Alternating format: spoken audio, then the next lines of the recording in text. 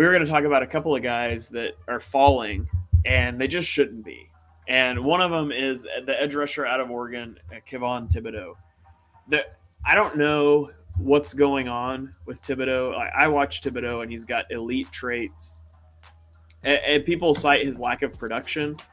Thibodeaux was like the only guy that Oregon had. So you have people saying, like, well, it was easy to game plan for Thibodeaux. Yeah, because you put your offensive tackle and your offensive guard to double team him, and you chipped on him every play because Oregon had nothing else. Like, that doesn't mean a guy's not good. It just means he didn't have. If you put him on Georgia's defense with, Trey Walker and Jordan Davis and all these other guys, Nakobe Dean, all these other guys that are going to be first-round draft picks, he would have racked up the sacks. The biggest thing, though, I feel like people are talking about him falling is because of his personality, the interests off the field. We're getting the whole "does he love football" thing, and we got that last year with Trevor Lawrence, and I just think it's ridiculous. Like, I don't know. I tweeted this earlier today that somebody was talking about that on Twitter, and I quote tweeted and I said, "Yeah, my principal told me today that because I have a football podcast, I'm not a very good teacher. It just means I don't love teaching enough." Like, it's a job, it's a game, it's a great job for him to have, but it's a job, and I feel like this guy's being docked for being himself, for having a personality, for having interests outside of the game of football. I think that's part of it. I think part of it too is just like Kevon Thibodeaux has been penciled in as like the number one pick for like 2 years in this class. And we saw it with Trevor Lawrence last year. Now, ultimately, Trevor Lawrence was a quarterback, so he didn't fall, whereas Thibodeaux is not a quarterback, so he might fall. People just get tired of talking about the same guy, and they start to circle back like, well, did I miss something? He can't be that good. There's got to be a hole. I did that watching film on Linderbaum. I was like, this guy's got to have a hole in his game. I must have missed it. And I watched another game. I was like, no, maybe he doesn't. And so I feel like people are doing that with Thibodeaux. Whoever gets Thibodeaux is getting a steal because this guy should be going number one overall in the draft. He is the best edge rusher in this draft. And in a draft that does not have a quarterback that should go number one, Thibodeaux should be the pick. Absolutely.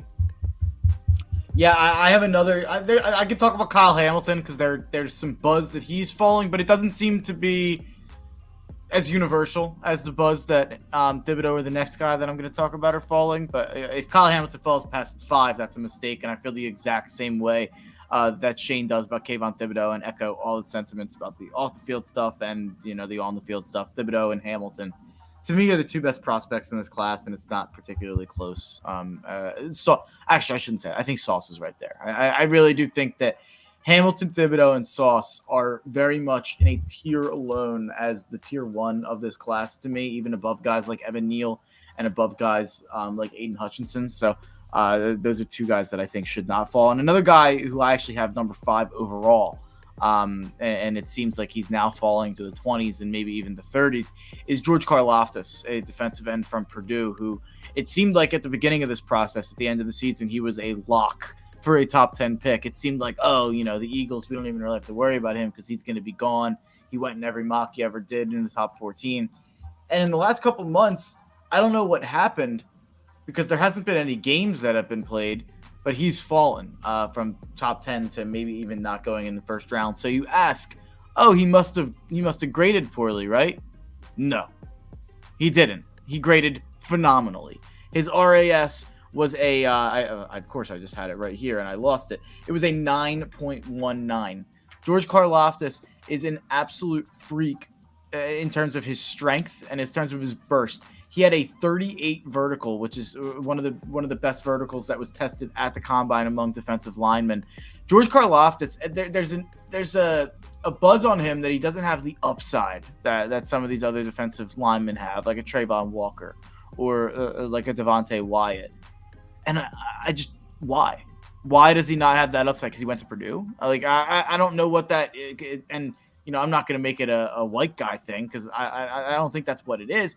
I just truly don't know what the answer is as to why anytime I talk about Karlaftis is, he doesn't have the upside, or, he's not a freak athletically. And, he graded out as a freak athletically, and he is definitely a freak in terms of strength. He wins with strength, and he doesn't just win against singles with strength. Go watch last year's tape of George Karlaftis from Purdue, he was doubled and tripled every single time. There was not any time, and like you mentioned with Thibodeau, Oregon didn't have anyone else. Well, Purdue really didn't have anyone else with George Karlaftis. And, there's some people that are mentioning, oh, where's the production from George Karlaftis last year? He still had 5 sacks and 11.5 tackles for losses in 12 games. But if you want production, he still had 8 QB hits as well. But if you want production, go look at his freshman year as an 18-year-old when he had 12 games for 54 tackles, 17 tackles for loss, 7.5 sacks, 4 QB hits, and 3 passes broken up. That's all you needed to see when he did that as an 18-year-old. This is a guy who's under 21 with an RAS of over 9. I don't understand what the issue is with upside that he doesn't have. He's a young, under 21-year-old who's extremely athletic, who's got the measurables, who's got the tape, who's got the production in his freshman year. I don't get it. This guy should be going in the top 10. And, I hope that the Eagles take advantage of that and take him at 15 or 18, because I think he would fit perfectly on Philadelphia. And he's also got the versatility to bounce inside for some pass rushing snaps as well. So I just think this is the guy that I would bet on 10 times out of 10 being an absolute next level pro at the next level. And, just to wrap it up, Trayvon Walker's a guy who's going to go top 3. George Karlaftis is a guy who might not go in the first round. There's no reason for that gap to me. Yeah, I had Karlaftis as my edge too when we did our edge rankings. You did. Yeah, so I'm very high on Karlaftis. I would be giddy if the Eagles got him. So we'll see what happens with him. We'll see what happens with Kyle Hamilton. I think the big thing for Hamilton is everybody thinks he's a great prospect. There's some people that were raising red flags about his 40 time, but the reality is the NFL is moving to a split field safety sort of look. We're playing quarters, we're playing cover 2, we're playing man match. We're not playing single high anymore.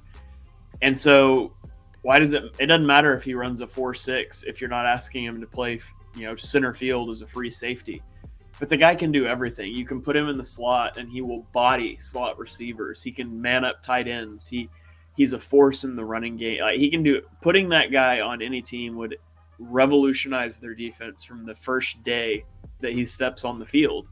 And they say it's a safety. Well, safety is becoming increasingly important. And I'm not saying it's more important than corner, but people overvalue corner and they sleep on safety because the direction we're moving, these corners are playing underneath and they're protected over the top by safeties.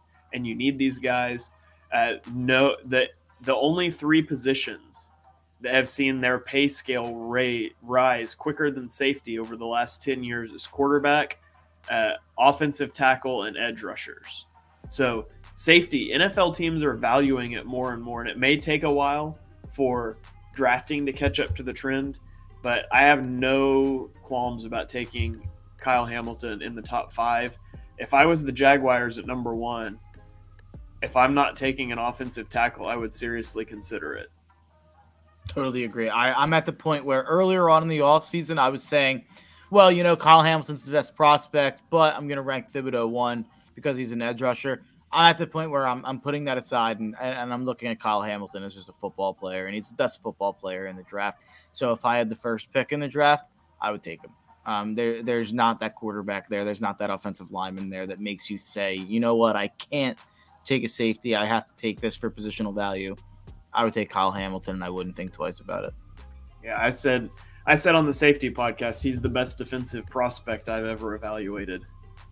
Yeah, I haven't mentioned it yet, but I'm a Notre Dame fan, if you don't know that. So I'm a little biased towards Kyle Hamilton. But I mean this when I say this. Notre Dame, in my life, Kyle Hamilton is the best prospect in Notre Dame in the years that I've followed Notre Dame. And I don't think that there's going to be a better prospect that goes to Notre Dame than Kyle Hamilton. I truly don't think that there will ever be a prospect that I will get to watch at my favorite college that will be as consistently impressive as Kyle Hamilton in terms of the things that he's able to do on the field and the things that he anticipates on the field. I mean, I always go back to that one pick against Florida State, but you can just watch that entire game. And that entire game against Florida State is maybe the most impressive defensive game I've ever seen in terms of a prospect on tape. If you go watch enough tape on YouTube, and you'll get a lot of, a player versus this team, like one game specific highlights for all of that highlights from that player against that team. Kyle Hamilton versus Florida State, I'd put up against any tape you'll see. I mean, he had 2 picks and the passes broken up, and the things that he was able to do in that game, he completely took it over from a safety position. That's the game that I would point to when people bring up anything about the safety position. That's the game that I point to, because he lined up as a linebacker, he lined up as a corner, he lined up as a safety, and he did everything he could to revolutionize that game and basically take over the game from a position where you just don't see guys take over the game other than, like Ed Reed or Darwin James. There's really not that many safeties who take over the game. And, I think Kyle Hamilton's the best safety prospect of all time. That doesn't mean he's the best safety of all time or is going to be the best safety of all time, but you'd be hard pressed to watch the good clips of Kyle Hamilton and not be reminded of some of the things that guys like Ed Reed did. I mean, that's how good this guy is. And that might sound ridiculous to bring up a guy like Ed Reed when talking about a prospect, but he's I brought up names like Peyton Manning when talking about Trevor Lawrence. So I think when you have outlier prospects like Kyle Hamilton, you can make outlier comparisons.